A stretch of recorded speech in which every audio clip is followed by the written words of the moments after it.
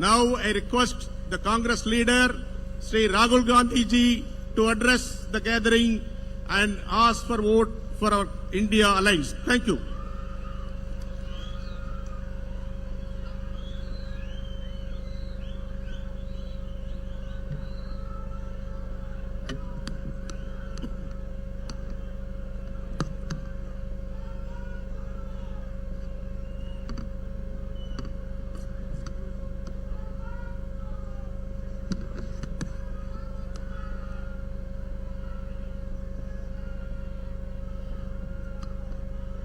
Dr. Ajoy Kumar ji, Kanimozi ji, Selva Perun Thagai ji, S. Rajesh Kumar ji, candidate Robert Bruce, leaders from the India Alliance sitting on the stage, dear Tamil brothers and sisters, friends from the media, I'd like to welcome all of you to this meeting.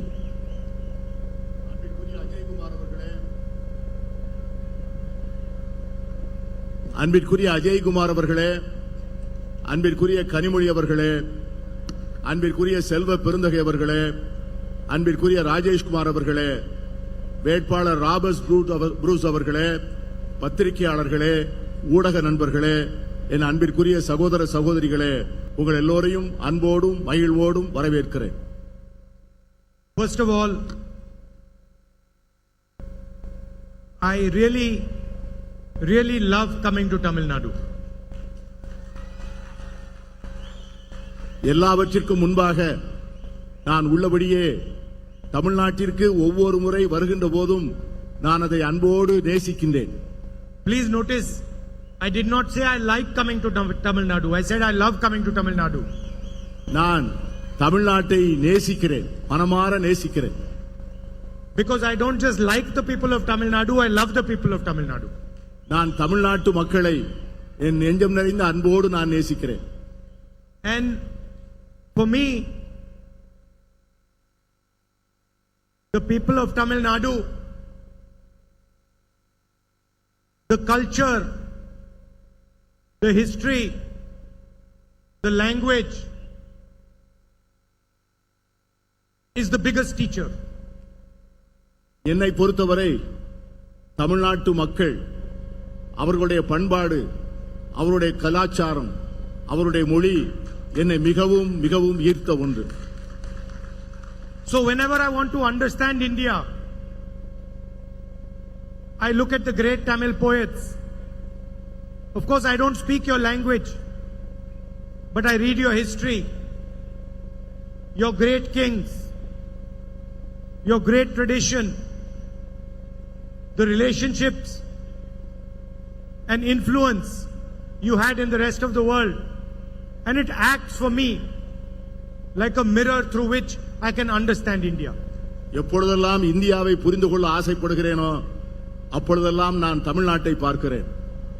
அதனுடைய கலாச்சாரம், அதனுடைய தொன்மையான பண்பாடு, அதனுடைய அற்புதமான கவிஞர்கள், அவர்களுடைய சிந்தனையின் தாக்கம், இவைகளெல்லாம் இந்த மொழியினை நான் படிக்கவில்லை என்றாலும் கூட அவருடைய சரித்திரத்தை நான் படித்த காரணத்தினால் இந்தியாவை பார்க்கின்ற வேளையிலெல்லாம் தமிழ்நாட்டை பார்த்து தமிழ்நாடு இந்தியாவை பிரதிபலிக்கின்ற ஒரு அற்புதமான கண்ணாடியாக அதனை நான் பார்க்கிறேன். You have given giants to the world like Periyar. நீங்கள் உலகத்திற்கு மிகப்பெரிய ஜாம்பவானை, பெரியாரை போன்ற பேர் ஆளுமைகளை இந்த மண்ணுக்கு தந்திருக்கிறீர்கள். Annadurai, Kamaraj, பெருந்தலைவர் காமராஜரை போன்றவர்கள், கலைஞரை போன்றவர்கள், இன்னும் ஒப்புயர்வற்ற தலைவர்களை எல்லாம் இந்த மண்ணுக்கு நீங்கள் அளித்திருக்கிறீர்கள். I could spend the whole meeting talking about Periyar ji, Annadurai ji, Kamaraj ji, Kalaignarji ji. இந்த கூட்டத்தை முழுமையுமே பெரியாரை பற்றியும், அண்ணாவை பற்றியும், தலைவர் காமராஜரை பற்றியும், கலைஞர் அவர்களை பற்றியும் நான் முழுமையாக பேசிக் கொண்டிருக்க முடியும். And you have shown the rest of the country how to walk on the path of social justice. நீங்கள் சமூக நீதியின் பாதையிலே எப்படி நடப்பது என்பதை இந்த நாட்டுக்கே தமிழகத்து மக்கள் தான் அதை தெரிவிக்கப்படுத்தியிருக்கிறீர்கள். So when it was decided to start the Bharat Jodo Yatra, we started in Tamil Nadu. எனவேதான் பாரத் ஜோடோ யாத்திரையை நான் ஆரம்பிக்கும் போது தமிழகத்திலிருந்து அந்த யாத்திரையை துவங்க வேண்டும் என்று நான் நினைத்தேன். And we walked from Tamil Nadu to Kashmir, 4,000 kilometers, fighting for the ideas that these great leaders fought for. அதனால்தான் கன்னியாகுமரியிலிருந்து காஷ்மீர் வரை 4000 கிலோமீட்டர் தூரம் நடந்து இந்த மாபெரும் தத்துவங்களை இந்த மண்ணின் மக்களுக்கு சொல்வதற்காக நடந்தோம். And for me, whenever I come to this great land, I come here with humility and with my head bowed to your past and your tradition. எப்பொழுதெல்லாம் இந்த மண்ணுக்கு வருகிறேனோ அப்பொழுதெல்லாம் உங்களது கலாச்சாரத்திற்கும் உங்களது பண்பாட்டிற்கு முன்பும் நான் தாழ்மையுடன் தலைவணங்கித்தான் வருகிறேன். Because the only thing that a person like me can do is learn from your tradition and your history. இந்தியாவிலே இந்த ஒரு மாநிலத்திலிருந்து தான் எல்லோரும் நிறைய செய்திகளையும் பண்பாட்டு தரவுகளையும் படிக்க முடியும். At the same time, the Tamil people, all of them, have always showered love and affection on me and my family. நான் எப்பொழுதெல்லாம் வருகிறேனோ அப்பொழுதெல்லாம் தமிழகத்து மக்கள் நெஞ்சம் நிறைய அன்பை என் மீது சொரிந்திருக்கிறார்கள், என்னை நேசித்திருக்கிறார்கள். And I have never seen this to be a political relationship. இதை போன்ற ஒரு அருமையான உறவை நான் எங்கேயும் பார்த்ததில்லை. For me, this is a family relationship, a loving relationship. It's not a political relationship. It can never be a political relationship. என்னை பொறுத்தவரை தமிழகத்து மக்களிடம் நான் கொண்டிருக்கின்ற உறவு ஒரு அரசியல் உறவல்ல, அது ஒரு குடும்ப உறவு. அவர்களை நான் ஆத்மார்த்தமாக நேசிக்கின்ற உறவு. So, when I see the farmers of Tamil Nadu protesting in Jantar Mantar, their pain is my pain. அவர்கள் இந்த மண்ணினுடைய விவசாயிகள் ஜந்தர் மந்தர் என்ற இடத்திலே அவர்கள் போராட்டம் நடத்துகின்ற போது என்னுடைய உறவினர்களே அங்கே போராடுகின்ற போன்ற ஒரு நிலையை நான் உணர்ந்தேன். Today, there is an ideological battle taking place in India.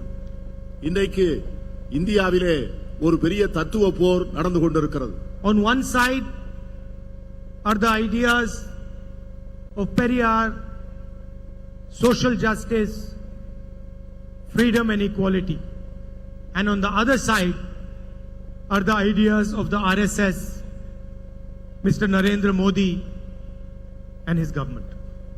ஒரு புறம் தந்தை பெரியாரை போன்ற தலைவர்கள் போதித்த சமூக நீதி, சமத்துவம், விடுதலை, மறுபுறம் நரேந்திர மோடியை போன்றவர்கள் கொண்டாடுகின்ற வெறுப்பும் துவேஷமும்.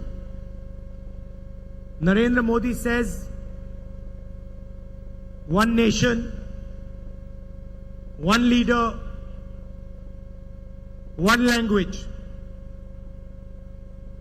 நரேந்திர மோடி சொல்லுகிறார், இது ஒரே நாடு, ஒரே தலைவர், ஒரே மொழி என்று சொல்லுகிறார். The Tamil language is no less than any other Indian language. இந்தியாவில் இருக்கிற எந்த மொழியை விட தமிழ் மொழி எந்த விதத்திலும் குறைந்த மொழி அல்ல. There are many different languages, many different traditions, many different histories and cultures in this country, and all of them are equally important to us. இந்த நாட்டில் பல்வேறு மொழிகள், பல்வேறு பண்பாடுகள், பல்வேறு கலாச்சாரங்கள் இருக்கின்றன. ஒரு கலாச்சாரத்தை விடவோ, ஒரு பண்பாட்டை விடவோ, ஒரு மொழியை விடவோ மற்றொரு மொழி, பண்பாடு, கலாச்சாரம் எந்த விதத்திலும் தாழ்ந்ததல்ல. Tamil is not just a language. It is the way the Tamil people understand themselves. Tamil என்பது ஒரு மொழி அல்ல. தமிழ் என்பது ஒவ்வொருவரும் தங்களை எப்படி புரிந்து கொள்கிறார்கள் என்கிற வாழ்க்கை முறை. And an attack on the Tamil language is an attack on the Tamil people, nothing less. Tamil மொழியின் மீது தொடுக்கப்படும் எந்த தாக்குதலும் தமிழர்கள் மீது தொடுக்கப்பட்ட தாக்குதலாகவே நான் பார்க்கிறேன். And so I've come here to tell you that for us, your language, your tradition, your history, these are most important for us and our politics. என்னை பொறுத்தவரை உங்களுடைய மொழியும் உங்களுடைய கலாச்சாரமும் உங்களுடைய பண்பாடும் எல்லாவற்றையும் விட எனக்கு அவை மிக மிக முக்கியம். There can be no India without Tamil, without Bengali, without these large numbers of languages that our people speak. Tamil மொழி அல்லாமல், வங்க மொழி அல்லாமல், பேசப்படுகின்ற பல்வேறு மொழிகள் அல்லாமல் இந்தியா என்கிற ஒரு நாடே இருக்க முடியாது. And that is really what the fight is about. We say that all our people, all our traditions, all our languages are sacred. And they say that there should be one leader, one language, one tradition, one history. நம்மை பொறுத்தவரை இந்தியாவில் இருக்கிற எல்லாவித கலாச்சாரங்களும் பண்பாடும் மிக புனிதமானவைகள் என்று கருதுகிறோம். ஆனால் அவர்களோ ஒரே நாடு, ஒரே தலைவர், ஒரே மொழி என்பதிலே குறிக்கோள் சொன்னால் இந்த நாட்டிலே இருக்கின்ற இளைஞர்களில் 83 விழுக்காட்டு இளைஞர்கள் வேலையில்லாத திண்டாட்டத்தை சந்திக்கின்றவர்களாக இருக்கிறார்கள். India today is more unequal than it was under the British. பிரிட்டிஷார் இருந்த காலத்தை விட இப்பொழுது இருக்கிற இந்தியா சமச்சீரற்ற இந்தியாவாக இருக்கிறது. 21 Indians have the same amount of money that 70 crore Indian people have. இந்த நாட்டிலே 25 படிய பணக்காரர்கள் 70 விழுக்காடு மக்கள் 70 விழுக்காடு செல்வத்தை தங்கள் கைவசம் வைத்திருக்கிறார்கள். 30 Indian farmers kill themselves every single day. ஒவ்வொரு நாளும் 30 இந்திய விவசாயிகள் தற்கொலை செய்து கொள்கிறார்கள். And yet the Prime Minister is not ready to forgive their loans. ஆனால் இந்த நாட்டினுடைய பிரதமர் அவர்களுடைய கடன்களை தள்ளுபடி செய்ய தயாராக இல்லை. But he can give 16 lakh crores to the richest Indians by forgiving their loans. ஆனால் விவசாயிகளுக்கு கடன்களை தள்ளுபடி செய்ய மறுத்த அதே பிரதமர் இந்த நாட்டினுடைய மிகப்பெரிய பணக்காரர்களுக்கு 16 லட்சம் கோடி ரூபாய் கடனை தள்ளுபடி செய்திருக்கிறார். 2 or 3 large industrialists, none of them from Tamil Nadu, get all the contracts, all the benefits. Every single industry is being handed over to them. 2-3 விரல் விட்டு எண்ணக்கூடிய மிகப்பெரிய தொழிலதிபர்கள் அவர்கள் யாரும் தமிழ்நாட்டை சார்ந்தவர்கள் அல்ல. அவர்கள் இந்தியாவில் இருக்கக்கூடிய அத்தனை அரசு ஒப்பந்தங்களையும் அத்தனை அரசு வழங்குகின்ற மற்றவித வசதிகளையும் அவர்கள் மட்டுமே பெற்றுக்கொண்டு அனுபவித்து வருகிறார்கள். Just because Mr. Adani is close to the Prime Minister and helps the Prime Minister, the ports, the airports, electrical power, wind power, solar power, defense industry, all of it is handed to him. Adani அவர்கள் பிரதமருக்கு நெருக்கமானவராக இருப்பதால், பிரதமர் அவருக்கு உதவ வேண்டும் என்று நினைப்பதால் இந்த நாட்டில் இருக்கிற அனைத்து துறைமுகங்களும், அனைத்து விமான நிலையங்களும், அனைத்து மின்சாரம் தயாரிக்கின்ற சோலார் பவர், கோல் பவர் என்ற எல்லா விதமான மின்சாரம் தயாரிக்கின்ற வசதிகளையும் ஒரே தொழில்நபரிடம் அது ஒப்படைக்கப்பட்டிருக்கிறது. And the entire small and medium industry has been destroyed by demonetization and a flawed GST. இந்த நாட்டிலே இருக்கிற சிறு குறு நடுத்தர தொழில் அனைத்தும் சரக்கு மற்றும் சேவை வரி விதிப்பினுடைய அநியாயத்தினாலும் பணமதிப்பிழப்பு நடவடிக்கையினாலும் மிகவும் சீரழிந்து போயிருக்கிறது. All India's institutions, all India's agencies have been stuffed full of RSS people.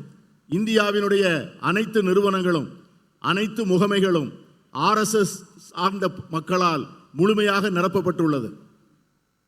The Enforcement Directorate, the CBI, the Income Tax Department are used as political weapons.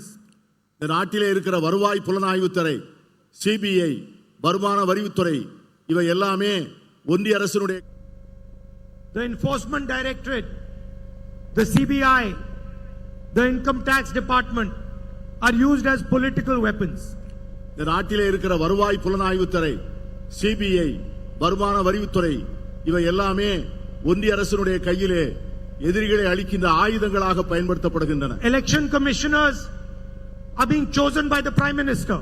இந்த நாட்டினுடைய தேர்தல் ஆணையர்களை இந்த நாட்டின் பிரதமர் தான் தேர்ந்தெடுக்கிறார்.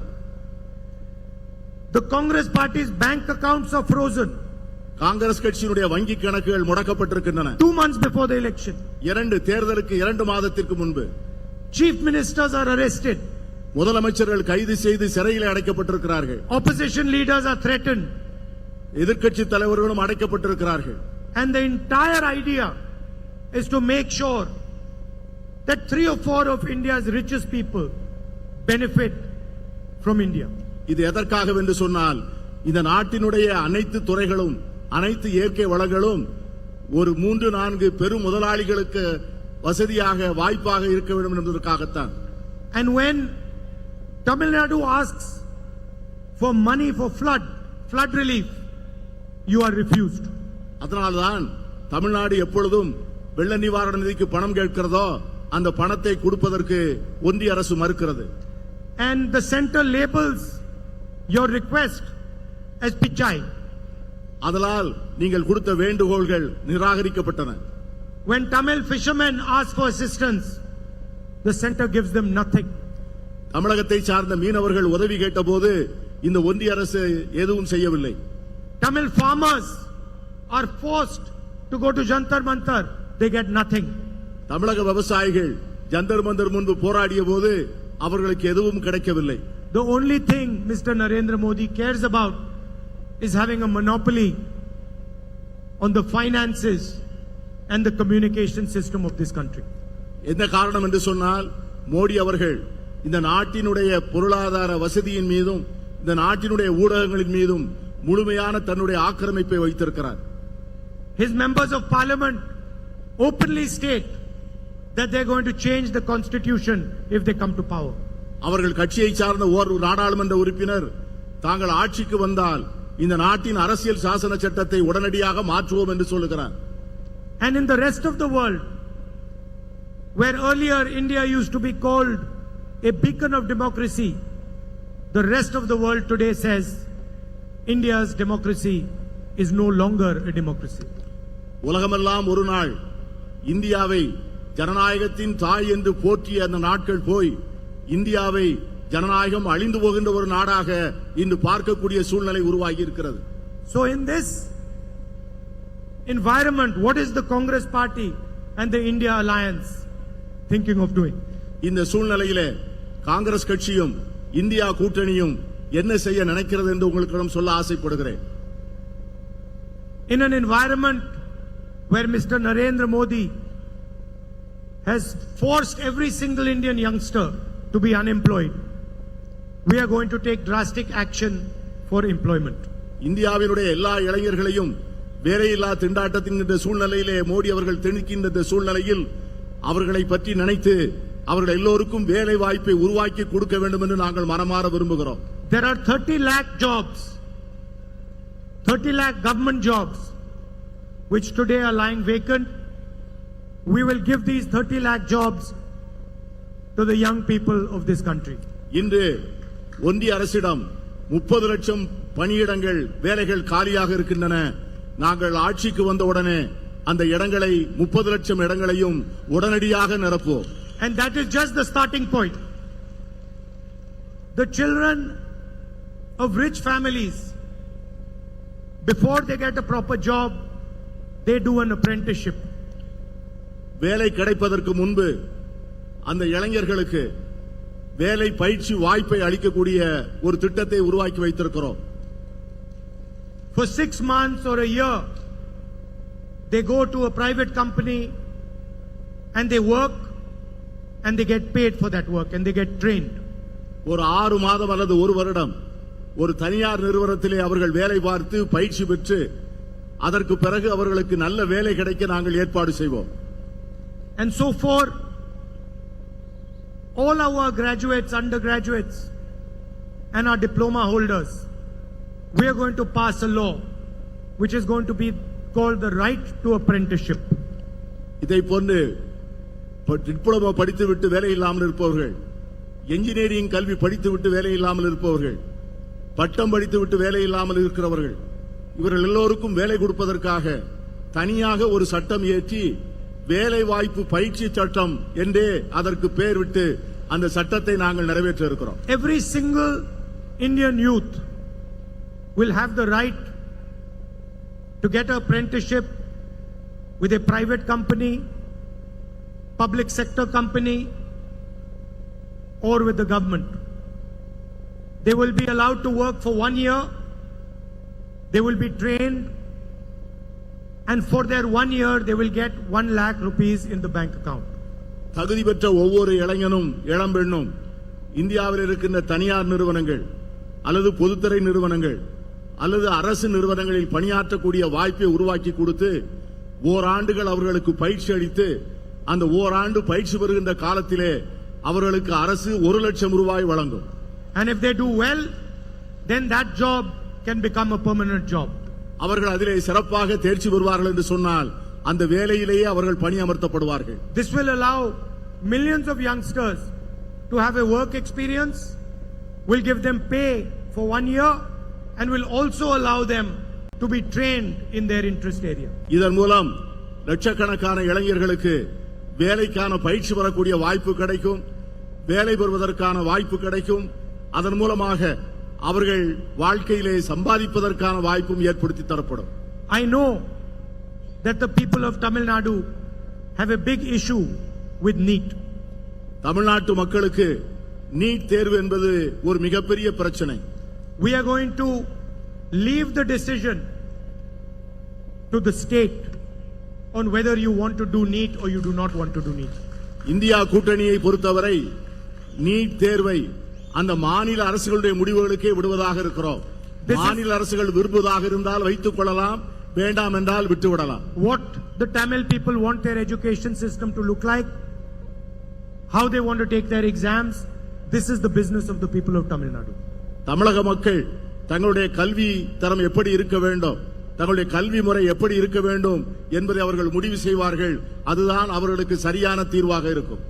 NEET is an anti-poor exam, and we are more than happy to allow you to take the decision on whether you want to take this exam or not. NEET தேர்வு என்பது ஏழை மக்களுக்கு எதிரானது. ஆகவே அதன் முடிவை நீங்களே எடுத்துக் கொள்வதிலே நாங்கள் மிக மகிழ்ச்சியோடு அதை ஏற்றுக்கொள்வோம். I remember when the Tamil farmers were protesting in Jantar Mantar in Delhi, and you've all seen millions of farmers protesting in the rest of the country. இந்தியாவினுடைய விவசாய பெருங்குடி மக்கள் ஜந்தர் மந்தரின் முன்பு போராட்டம் நடத்திய போதும், இந்தியா முழுவதும் லட்சக்கணக்கான விவசாயிகள் போராடிய போதும் நீங்கள் அதையெல்லாம் பார்த்துக் கொண்டிருந்தீர்கள். We have decided that we are going to give a guaranteed legal MSP to the farmers. அந்த விவசாயிகளுக்கு நாங்கள் ஒரு உறுதி சொல்ல ஆசைப்படுகிறோம். அவர்களது விளைபொருட்களுக்கு குறைந்தபட்ச ஆதார விலையை கொடுப்பதற்கான சட்டத்தை நிறைவேற்றுவோம் என்கிற உறுதியை சொல்லுகிறோம். Every farmer will be entitled to a minimum support price which will be guaranteed by the Indian legal system. ஒவ்வொரு விவசாயியும் அவருக்கு குறைந்தபட்ச ஆதரவு விலை உறுதி செய்யப்படும். அதற்காக இந்திய அரசு அதற்கான உறுதியை தரும். Mr. Narendra Modi has given huge loan waivers to the richest people in the country. பிரதமர் நரேந்திர மோடி இந்த தேசத்தில் இருக்கிற மிகப்பெரிய பணக்காரர்களுக்கு மிகப்பெரிய அளவிலே கடன் நிவாரணத்தை அளித்திருக்கிறார். We are going to give the farmers of India a farm loan waiver. We are going to forgive the farmers their loans. ஆனால் எங்களை பொறுத்தவரை இந்தியாவினுடைய ஏழை விவசாயிகளுக்கு கடன்களை தள்ளுபடி செய்ய போகிறோம், கடன்களை தள்ளுபடி செய்ய விரும்புகிறோம். The women of this country, the women of Tamil Nadu, protect and look after our future generation. இந்த தமிழகத்தினுடைய பெண்களும் சரி, இந்தியாவினுடைய பெண்களும் சரி, நம்முடைய தேசத்தினுடைய எதிர்காலத்தை அவர்கள்தான் பார்த்துக் கொள்கிறார்கள். And often our women are not compensated in the same way as the men are. இவ்வளவு அருமையான பணிகளை செய்கின்ற அவர்களுக்கு நாம் சரியான முறையிலே நியாயம் வழங்கி இருக்கிறோமா என்றா இல்லை. ஆண்களுக்கு வழங்கப்பட்டிருக்கின்ற உரிமை பெண்களுக்கு வழங்கப்படவில்லை. So we are coming out with a new scheme for India's poorest women. ஆகவே அதற்காக இந்தியாவில் இருக்கின்ற ஏழை பெண்களுக்காக ஒரு அருமையான திட்டத்தை அறிமுகம் செய்ய இருக்கிறோம். And this is for all families who are today living in poverty. இந்தியாவிலே வறுமையின் பிடியில் இருக்கின்ற அத்தனை குடும்பங்களுக்கும் இந்த திட்டம் பொருந்தும். In each one of these poor families, one woman will be chosen, and the next government of India, the India Alliance government, is going to give that woman 1 lakh rupees every year in her bank account. ஒவ்வொரு குடும்பத்திலும் ஒரு பெண் தேர்ந்தெடுக்கப்பட்டு அந்த பெண்ணுக்கு வரக்கூடிய அரசு, India கூட்டணி அரசு, அவர்களுக்கு ஒவ்வொரு ஆண்டும் 1 லட்சம் ரூபாய் வழங்கும் என்பதை நான் மகிழ்ச்சியோடு தெரிவித்துக் கொள்கிறேன். Please understand that every single poor family in this country, every single poor family in this country is going to be given 8,500 rupees a month, 1 lakh rupees a year by the next government. இதிலிருந்து நீங்கள் தெரிந்து கொள்ள வேண்டும், இந்தியாவில் இருக்கின்ற ஒவ்வொரு ஏழை குடும்பமும் ஒவ்வொரு மாசமும் 8,000 ரூபாய் பெறும். ஒரு வருடத்திற்கு 1 லட்சம் ரூபாய் பெறும். We are going to wipe out poverty from India forever. இந்தியாவிலிருந்து வறுமையை நிரந்தரமாக அழிப்பதென முடிவு செய்திருக்கிறோம். We have also committed that we are going to give women 50% reservation in government jobs, and we are going to implement the reservation in the Lok Sabha and the Rajya Sabha immediately and not after 10 years like Mr. Narendra Modi has promised. அரசு வேலைகளில் 50 விழுக்காட்டை பெண்களுக்காக ஒதுக்கீடு செய்வோம். உடனடியாக India கூட்டணி அரசு ஆட்சிக்கு வந்தவுடனே நாடாளுமன்றங்களிலும் மாநிலங்களவையிலும் மக்களவையிலும் சட்டமன்றங்களிலும் பெண்களுக்கான இடஒதுக்கீட்டை உடனடியாக அமுல்படுத்துவோம். 10 ஆண்டுகள் என்று மக்களை ஏமாற்ற மாட்டோம். Finally, for the women, ASHA workers and Anganwadi workers, we are going to double their wages for them.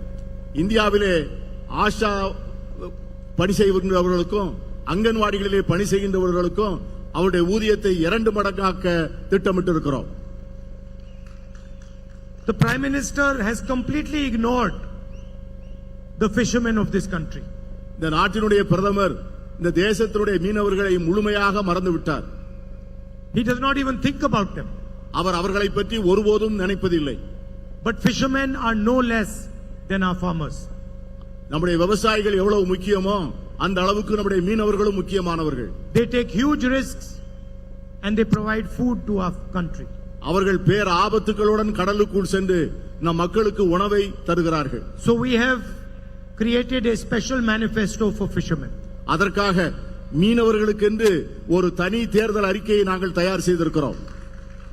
And we are going to give them a diesel subsidy for their fishing boats. அவர்களுடைய படகுக்கான diesel மானியத்தை தரப்போகிறோம். Insurance for their boats. அவர்களுக்கான படகுகளுக்கு காப்பீடு தரப்போகிறோம். We are going to give them a fisher folk credit card. அவர்களுக்கு நாம் credit card வழங்க போகிறோம்.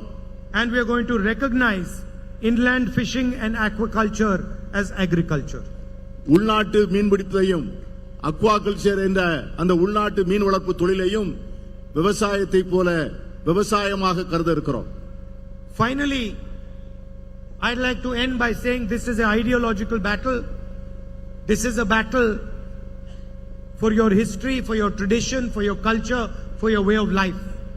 நான் ஏற்கனவே சொன்னது போல இது ஒரு மாபெரும் தத்துவ போராட்டம்.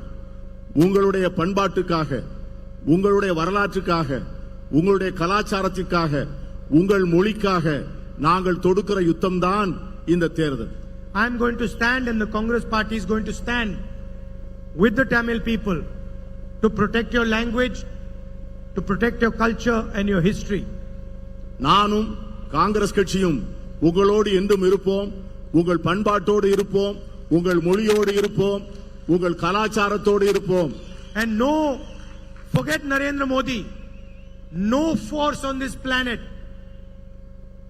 no force on this planet can harm the people of Tamil Nadu, their language and their tradition. உங்களுக்கு ஒரு உறுதி சொல்கிறேன், நரேந்திர மோடி மட்டுமல்ல, இந்த உலகத்தில் எந்த சக்தியாக இருந்தாலும் அது தமிழர்களையோ தமிழ் மொழியையோ தமிழ் கலாச்சாரத்தையோ தொட்டு பார்க்க முடியாது என்று நான் எச்சரிக்க விரும்புகிறேன். This election is being fought to save Indian democracy, and it is being fought to protect the Indian Constitution. இந்த தத்துவ போர் இந்தியாவின் ஜனநாயகத்தை பாதுகாப்பதற்காகவும் இந்திய அரசியல் சாசன சட்டத்தை பாதுகாப்பதற்காகவும் நாம் மேற்கொண்டிருக்கிற யுத்தம். And I am confident we are going to win this fight. நான் உறுதியாக சொல்கிறேன், நாம் இந்த போரில் வெற்றி பெறப் போகிறோம். I'd like to once again thank you for coming here and for all the love and affection you always shower on me. மீண்டும் ஒருமுறை நீங்கள் இங்கே வந்து உங்களுடைய அன்பை என்மேல் பொழிந்ததற்கு என் நெஞ்சம் நிறைந்த நன்றியை மீண்டும் ஒருமுறை சொல்ல ஆசைப்படுகிறேன். Thank you. வணக்கம். நன்றி, வணக்கம்.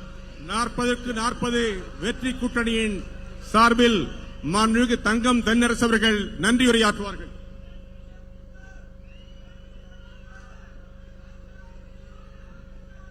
தென்னீர் பொருணை நெறி தன் திரைக்கையால் அடிவருடும் நெல்லை.